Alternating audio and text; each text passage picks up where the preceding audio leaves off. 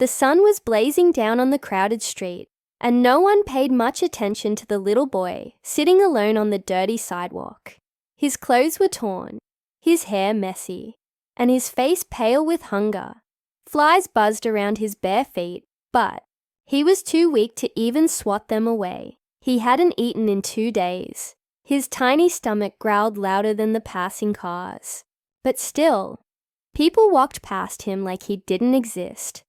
Just another invisible soul in a big, heartless city. He looked around helplessly, his dry lips barely moving as he whispered, "Please, just one bite." Nobody stopped, until she did. Girl, around the same age as him, maybe 10 or 11, paused. She wore a simple school uniform, and her backpack looked heavier than her own tiny frame. She noticed him sitting there, almost like a ghost, shrinking into the shadows. Her steps slowed, her brows furrowed. For a moment, it seemed like she might keep walking too, but something made her turn back. She reached into her school bag and pulled out a small bun, soft, still warm from the morning. She'd been saving it for lunch. Without a word, she knelt down, placed the bun gently in the boy's hands, and gave him a small smile. "Eat this," she said softly. "You need it more than I do." For a second, he didn't move. He stared at the bun, then at her face. His hands trembled as he took it. "Thank you," he whispered, his voice cracking. She stood up quickly, embarrassed by the attention they were starting to get. Before he could even ask her name, she was gone, vanished into the crowd like an angel in a dream. But the warmth of that small act stayed with him. That bun didn't just fill his stomach. It gave him something even more powerful, hope. That was the first time anyone had shown him kindness. And he never forgot it. Years passed. The city changed, but one memory stayed frozen in time. Her face, her kindness, that bun. He never saw her again. But he made a promise to himself that day. If he ever made it out of the gutter, if life ever gave him a chance, he would find that girl. He would thank her, repay her. He would change her life the way she had changed his, with nothing more than a piece of bread and a kind heart. And somehow, against all odds, he did make it out. He worked every job he could. He collected trash, cleaned dishes, slept in parks, in bus stops, under bridges. But he never gave up. He studied by the light of street lamps, learned from whatever books he could find, and taught himself business, finance, and leadership.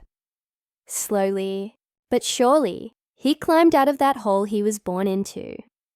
Now, he's the CEO of one of the fastest growing tech companies in the country. Media calls him a miracle. From beggar to billionaire, the headlines say. But nobody knows about the girl with the bun. Nobody except him. And today is the day he finally finds her.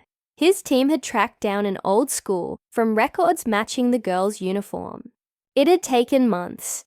Most people thought he was crazy, chasing a childhood memory. But he remembered her eyes, her kindness. He knew he would know her the moment he saw her.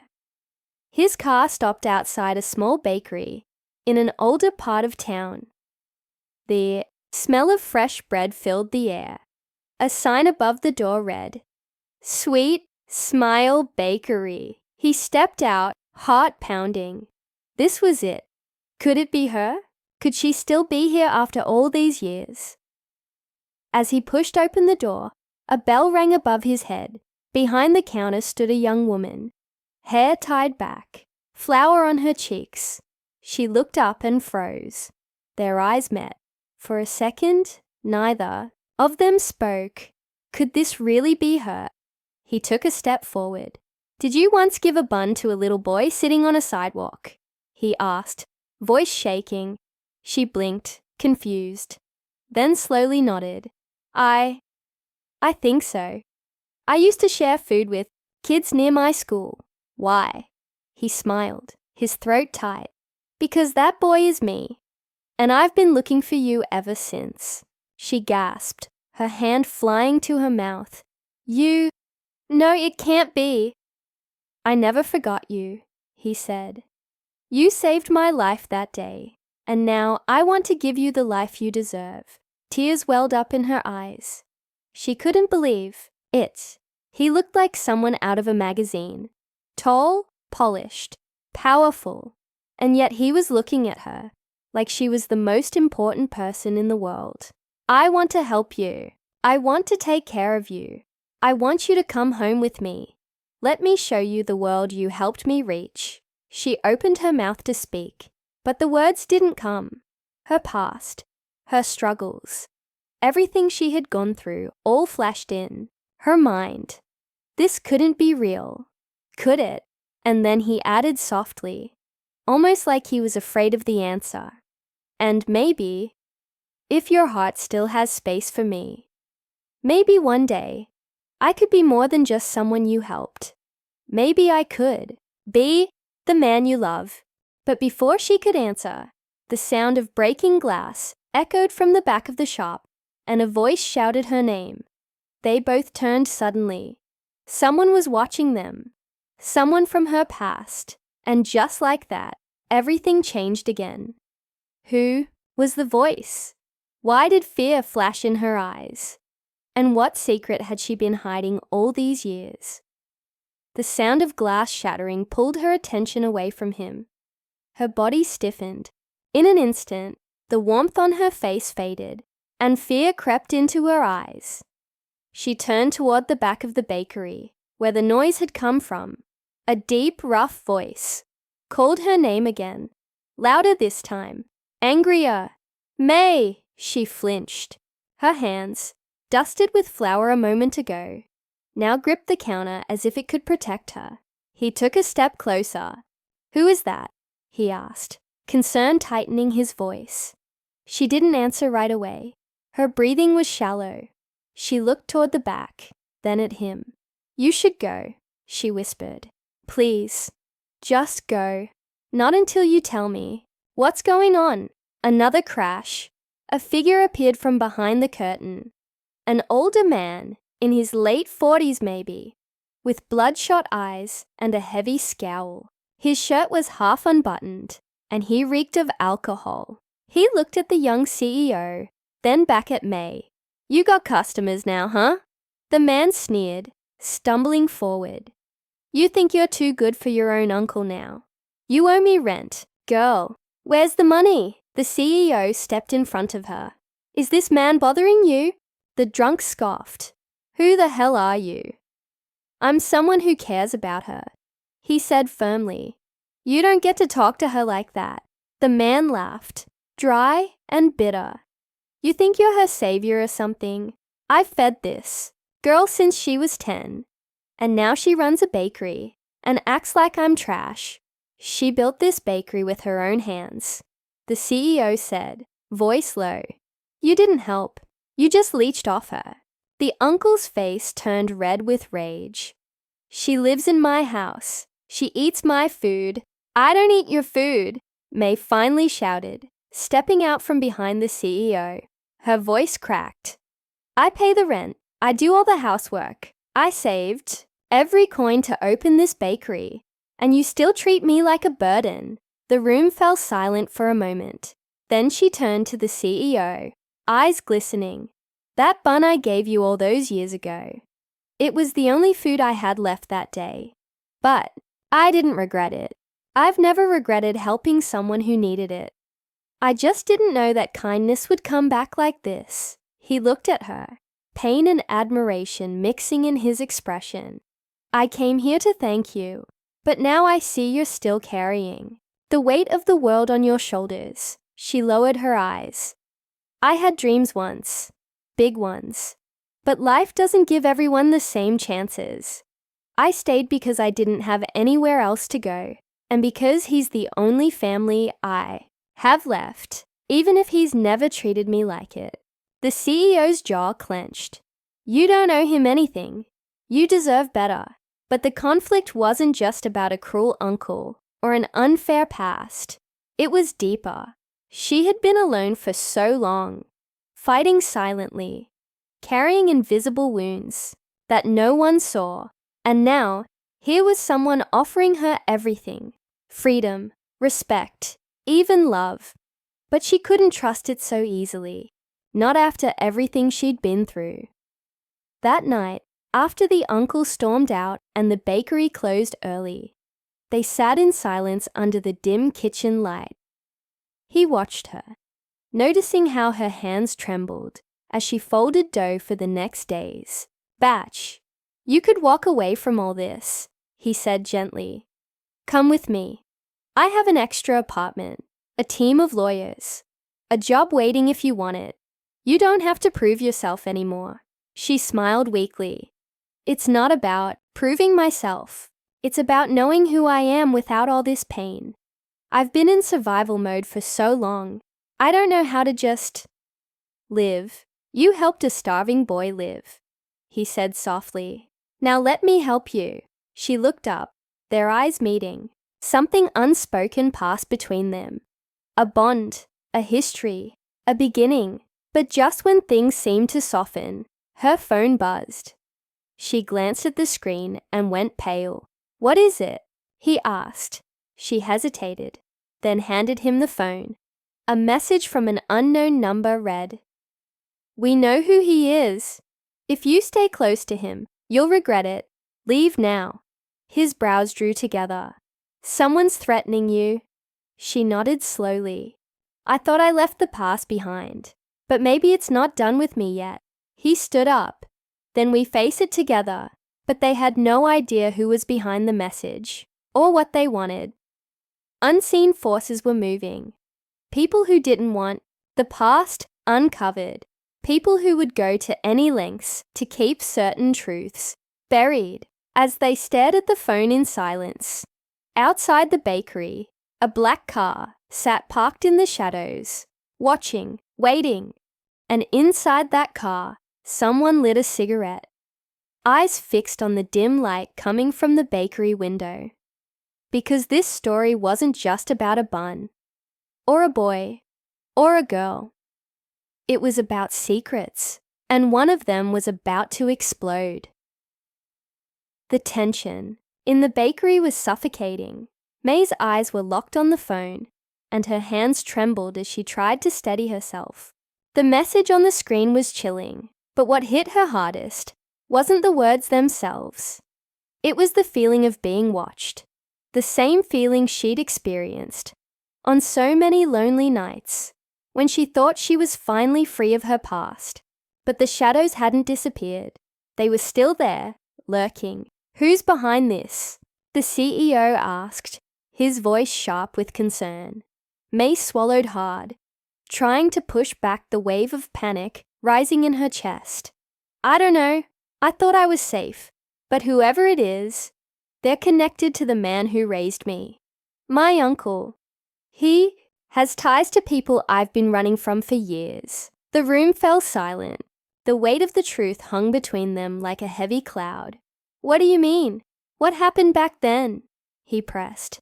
Her eyes drifted toward the small window at the back of the bakery, where the streetlights cast long shadows. "I was only a kid when he started making deals with people he shouldn't have. He got involved in some dangerous business, illegal stuff, things that I don't even fully understand. But I was caught in the middle of it. He forced me to be silent, to pretend everything was normal, to keep my head down. I had no choice." She paused, the memories flooding back. "When I was young, I dreamed of being something more, getting out of the mess he dragged me into. But I couldn't escape, and now those people are back, and they're not letting me go." The CEO stood still for a moment, taking in everything she said. His heart ached for her. He had thought he was the one who had suffered, who had faced hardship.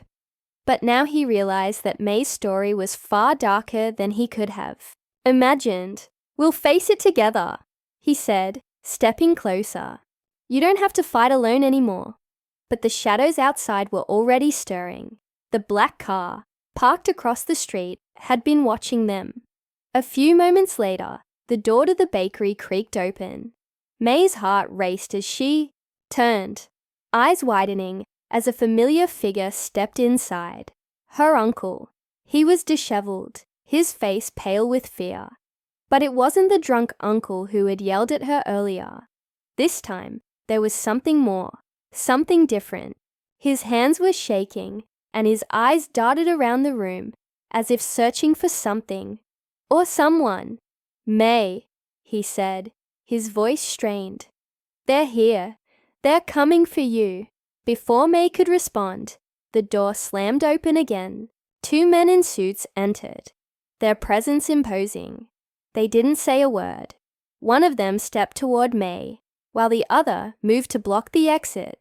The CEO's instincts kicked in. He stepped in front of May, his stance protective. "Who are you?" he demanded, his voice firm. "What do you want with her?" One of the men smirked, his eyes cold. "She's in debt," he said, "and we've come to collect." May's uncle stood behind them, his face twisted in fear. "I told you to leave her alone," he shouted, but his voice lacked the conviction of someone who believed in their words. The CEO didn't back down. "You think you can intimidate her? You're not going to get away with this." But before anything could escalate, the second man pulled out a small device and pressed it against May's uncle's neck. His eyes widened in shock, and he fell to the floor in a heap. The CEO rushed to his side, checking for a pulse, but it was too late. The man's body had gone cold. His life snuffed out in an instant. May screamed, but the men didn't seem fazed. The man who had spoken before looked at her with an unsettling calmness. "It's too late. You were always a part of this world, whether you wanted to be or not." But the CEO's gaze was unyielding. "You can't take her." Just as the tension reached its peak, the sound of sirens pierced the night air. The men froze for a moment, and that's when the CEO acted. He grabbed May's hand and pulled her toward the back door, urging her to run. They dashed into the alley behind the bakery, hearts racing. May couldn't breathe, couldn't think. Her mind was in a daze, the weight of her uncle's death sinking in. But the CEO's grip was steady, his presence calming. "We're not going to let them win," he said, pulling her behind a dumpster and ducking down. May looked at him, eyes filled with tears. "You don't know who you're dealing with. They'll come after you next. Then I'll face them," he said with a fierce determination. "I'm not going to leave you." The sirens grew louder, and the 2 men who had been after her were nowhere in sight. The CEO's phone buzzed in his pocket. He pulled it out to find a message from an unknown number. "This isn't over. There's more to this than you know." He showed it to May. Her face went pale, but she nodded slowly. "They're right. There's more. And now, we have to face it." As the police arrived at the scene, the CEO helped May back to the front of the bakery, where they found officers, talking to witnesses. The situation was far from resolved, but May's fate had changed in an instant. She had fought her way out of darkness with nothing but her strength, and with the man beside her, she was ready to face whatever came next. The next day, as they stood outside her bakery, the CEO turned to her with a serious expression. "I'll take care of everything, but only if you stay with me. I can help you. Together, we'll put the past behind us." May looked at him, her heart heavy with the weight of everything they had just gone through. But for the first time in years, she wasn't afraid to look forward. "I'm ready," she said, her voice steady. And so, the boy she had helped all those years ago had come back, not only to save her, but to build a future together. The story wasn't just about a girl who helped a starving boy. It was about 2 souls who had crossed paths in the most unexpected way and would fight together for their future. And that, May realized, was the true power of kindness.